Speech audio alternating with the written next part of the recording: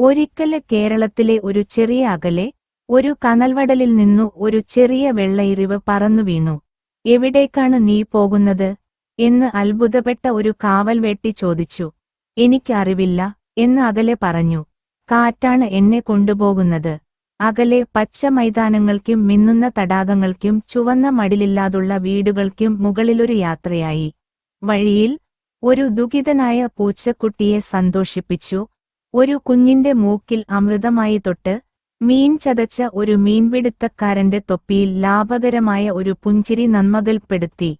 "നീ വളരെ ചെറുതാണ്" എന്ന് കാറ്റ് പറഞ്ഞു. "നീയൊക്കെ സന്തോഷം തരുന്നയാളാണ്. " ഒരു ദിവസം അകലെ ഒരു കുട്ടിയുടെ പുസ്തകത്തിന്റെ പക്കൽ വീണു. അവൾ അകലെയെടുത്ത് പറഞ്ഞു, "നീ മാസ്മരികയാണ്. " അവൾ അവനെ തന്റെ ദിനക്കുറിപ്പിൽ വച്ചെഴുതി. "ഇന്ന് ഒരു പറന്ന അകലെ എന്നെ ഓർമ്മിപ്പിച്ചു, ഏറ്റവും ചെറുതും വലിയ മാറ്റങ്ങൾ വരുത്തും. " അകലെ, ശബ്ദമില്ലാതെ, ലോകം മുഴുവനും പറന്നുവെന്ന അനുഭവം അവന്റെ ഹൃദയത്തില് നിറഞ്ഞു.